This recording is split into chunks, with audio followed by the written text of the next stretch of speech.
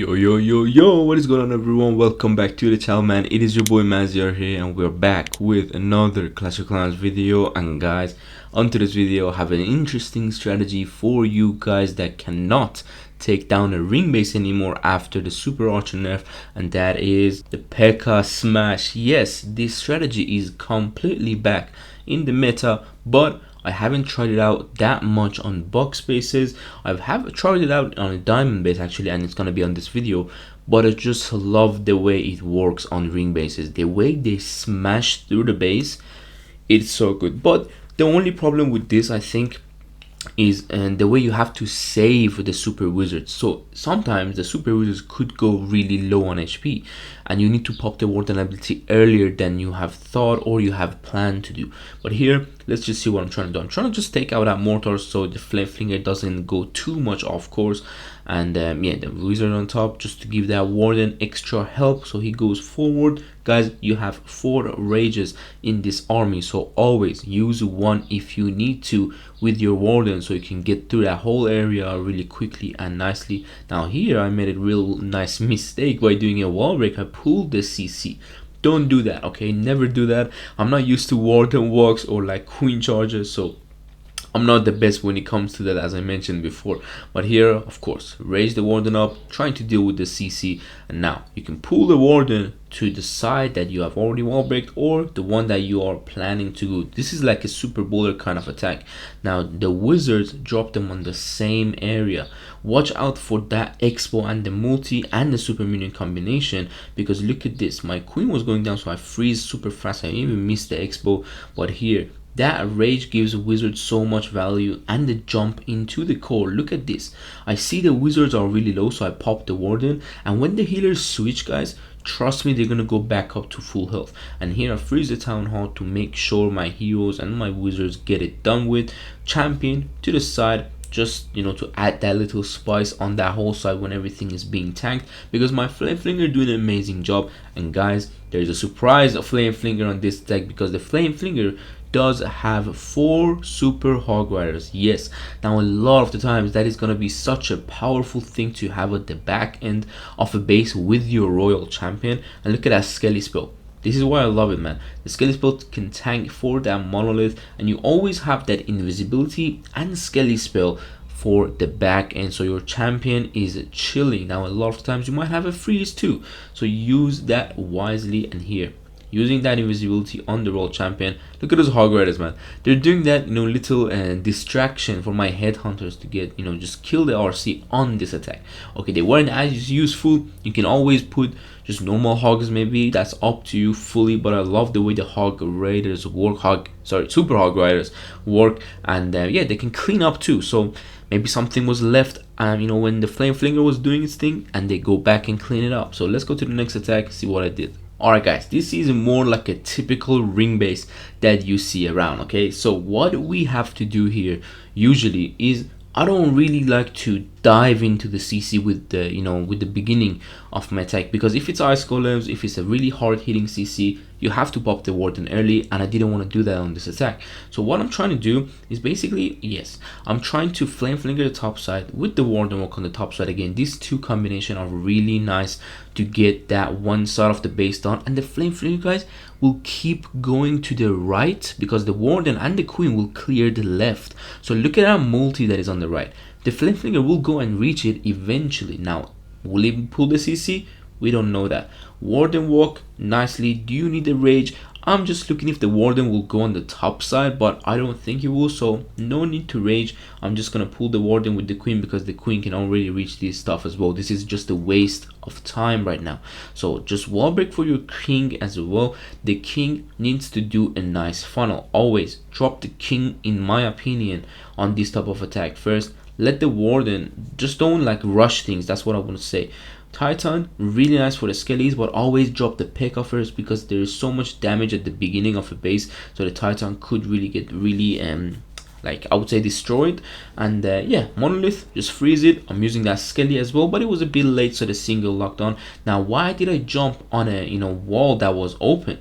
It's because, guys, that wall could be very bad and let everything go on the outside of the court. But with the jump, Pekkas can already target the things inside and the queen also. So they were going to go in. Look at how much damage they're going to do to the town hall. That's 2 shots and the town hall was nearly down. It's insane how this new Pekka level works. The healers on the race spell, they can keep them alive for so long that your queen is the main I would say hero in this attack to try to finish things off behind the Pekkas. And look at that flame flinger. I'm seeing it's already doing a really nice job there. But here I would say wait a bit longer than what I did, because the flame flinger could pop up and I could drop the RC with the flame flinger with those hogs. But I decided to drop the hogs, like the RC, on the other side. So you know what I'm saying, it's nice to have the hogs with the RC always, because they can do so much damage and also tank for the RC. Now that's just simple mistakes that I did there, but look at that. When the hog died, it went and started to clean up. That's the exact thing why I love the hog and super hog riders on this flame flinger. And look at this, I'm popping the RC ability here because I want that expo down so it doesn't kill my cleanup. I didn't have too much time because I wasted that time with the warden walk. I could have pulled the warden with the queen earlier, could have dropped the king and just started to funnel. And yes, this is gonna be, I think, a time for it's just, this strategy is just so nice. Okay, you just need to get a hang of where to drop those warden walks, where to drop your champion, where to drop the flame flinger, and how do you funnel the Pekkas, because they need super interesting, like intense funneling. Alright guys, we are here on a diamond base. Now you all know this base, it's a bit weird. How do you take it out? So I really wanted to showcase this style of base as well for those who usually get to see these down in legends or in mid legends, you never know. But here we have a warden walk. Now this attack and the next attack, I'm gonna be using that log launcher. Yes, I'm gonna give you the reason why, and they are 2 different style of bases. This one is a diamond, the next one will be another ring but with 2 invisibility. The log launcher is really nice to activate those before your Pekkas reach the town hall. Now here I decided to do a little warden walk just to give this little box where the expo and the cannon and the air defense are, just a small funnel so my heroes can go and just walk to the upper side of the space and enter. Okay, that is going to be the plan. I don't want to enter into the town hall, there is so much damage and invisibility, so we're choosing the opposite side. Now look at this, I rage again, because guys, trust me, you don't need that many rages when the Pekkas are crazy. You just need the rages for the wizards. And look at the core. If the wizards touch those expos or the elixir storages, they're gonna do so much damage, and that's where you might need one of your rages.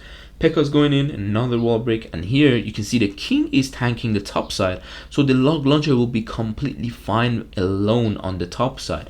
Always give it a bit angle, okay? Don't drop it with your main push of troops, because the troops will just go around the base. This log launcher will open this wall earlier and give the troops access to the core. That one rage spell that I was talking about, and look at this warden ability. I'm seeing there is so much damage, and I saw the wizards. Always look at a wizard's HP. Now I lost, I think, 2. I didn't pop it, but now I do pop it, so 1 wizard is alive. But good thing I got 2 Pekkas, I believe so, in that warden ability. Maybe it's 1 Pekka actually, I don't know. But the log launcher did its job, it activated those invisibility. Now when my queen reaches the town hall, she can easily grab that town hall and be done with, But now dropping the champion so the queen doesn't come back around, it was a bit late, but it is what it is. Invis for the queen. Here I could have popped the queen ability because it killed all my hog riders, man. It killed all my super hog riders. The town hall. Tornado doing a little help actually, pulling my queen, just holding her there before the poison kills her. And yes, this is how you take down this base with the Pekka smash. Now a lot of the times you might do a 1-star, you never know, but that's why we practice with this army. You have to always practice, and that 1 Pekka going out with the king was a bit annoying, I'm not going to lie. So let's just see if we're going to get this base down. Come on. Okay, we have the cleanup on the lower side. I think that's enough cleanup. Let's see. Come on, queen, can you do this? Queen, I think she's gonna go lower side. Yes. Oh my god, 20 seconds. I don't think it's gonna be enough. So you see already the time could be a really, I would say, issue with this strategy, and that's just the way the Pekkas work. They're a bit slow, you know. And the warden walk, you can speed it up, you know. I'm not really used to warden walks. I don't know when to start the attacks, so I'm not gonna be there giving you wrong advices. A lot of you guys probably know better than me. All right, we're on the last base, and look at those double invis setup. Now if you're trying to go into a double invis setup with a like a flame flinger, with the warden walk flame flinger, they're just gonna make everything invisible and your troops will just not go for the town hall anymore, you know. That's basically for it. Like in super bowler attack, the super bowlers does sometimes hit those invisibility before they reach it, so they will just go off and then later they will go to the core. With the Pekka smash is different. You need that log launcher because the way that double invisibility can activate, and it can activate early. That's what I'm trying to say. Now here I'm trying to see, I was time failing a lot, so I would just probably rage my warden even earlier than I thought. But I'm like, okay, I have 2 minutes 30 seconds. What should I do? What should I do? Shall I rage? Yes, I'm going to rage because there's a storage and that's gonna, you know, take me 10 years to get through. But just hold on to this warden a bit more. Let him go and take out a few more defenses, especially that mortar, because it's in a way that it can pull the queen to the wrong areas. Now I'm seeing the warden goes to the area that the queen can reach, so I'm not going to let him walk again. One wizard with the king is always really nice. The baby dragon on the top side just to take out the builder, Pekkas, wizards, and then, you know, one headhunter for the king, log launcher, and then the wall break. Now that wall break is important because you can open the wall early so that he, like the main push, don't walk around. Look at how we're going to activate that invisibility spells. They are super nice, and the warden ability. I saw the Pekkas really went forward. I saw the damage on the super wizards, so I popped the warden. Now freeze always those single infernos, the monolith. These stuff are super annoying. I dropped the champion here with the hogs so they can do their own damage, you know, on the other side of this ring, because that's where, you know, we don't have any troops anymore. I want to take this out really quickly, as you know, as quickly as possible. Basically the champion ability, one freeze. Look at the way the hogs and the skellies are tanking for the champion. I know she went low on HP and the other expo is on her, but she did a great job at that whole side of the base. Guys, don't underestimate the damage of that side. And by the way, that jump, yes, it just gives me access to other, you know, compartments. Champion is going to go down, unfortunately, but we have so many troops. We have 3 Pekkas alive, and that's amazing, man. I really like this strategy when I was using it, and it's not like gonna be the meta, you know, the I would say like the ground best strategy. This is just gonna be something that maybe a lot of people struggle with the ring bases now, that, you know, they cannot really do super archer clones anymore, or, you know, blizzard. A lot of you guys probably warden ability blizzard the core with the Lalo and just got it done with. But here it's not really going to work that well, and maybe super bowlers are not your type of strategy. So this one is really interesting, man. I really love the way this strategy work, and I hope you give it a try. As always, the link of this strategy will be down below in the description. I hope you like this video, and I hope you give this strategy a go. I hope you're having an absolutely amazing day so far.